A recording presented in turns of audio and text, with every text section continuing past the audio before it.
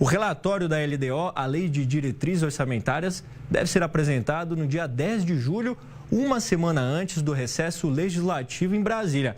Apesar disso, algumas informações já foram adiantadas pelo relator da proposta.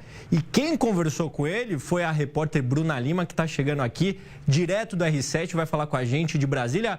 Bruna, vem cá, você que conversou direto com ele, o que foi adiantado? Bom dia para você.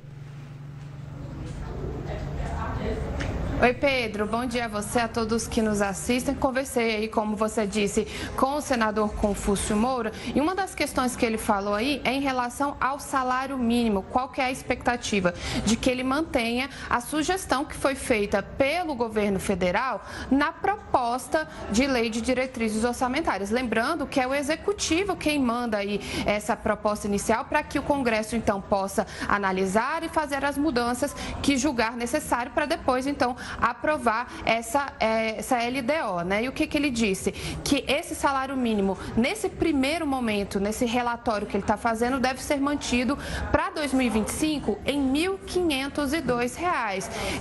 Esse aumento, ele leva em conta perdas inflacionárias e também um ganho real. Essa é uma promessa aí de campanha do presidente Lula e, segundo Confúcio, ele vai manter essa projeção aí feita pelo Ministério da Fazenda. A gente também falou de outros assuntos.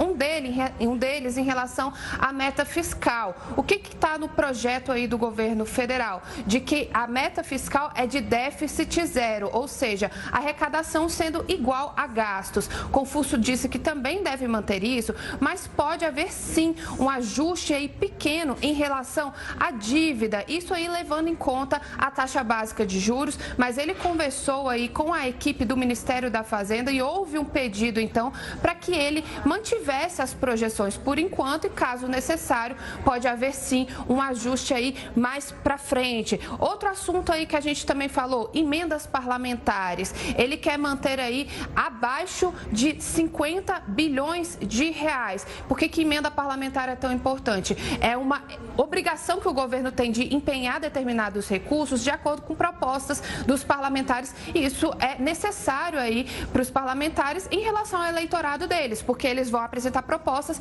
para enviar esses recursos para os próprios estados. Então, aí, a ideia é manter 50 bilhões e Confúcio diz que não quer ultrapassar e que vai defender isso junto aos colegas, porque não existe hoje uma fartura orçamentária para aumentar ainda mais essas emendas parlamentares. Outro assunto importante aí é uma forma de priorizar recursos para desastres naturais, principalmente em relação aí ao Rio Grande do Sul. Como é que ele vai fazer isso? Explicitando no texto da lei que essa verba aí de contingenciamento ela pode ser liberada de uma maneira mais rápida. Então é justamente tentando, de fato, caso haja algum desastre natural, fazer com que esse trâmite seja mais rápido. Um outro assunto aí também que a gente abordou é em relação a grandes mudanças que podem ocorrer em relação ao relatório, na comparação com o texto enviado pelo Executivo. Ele disse, olha, por enquanto não tem grandes alterações, eu fiz aí alguns ajustes, principalmente nos recursos voltados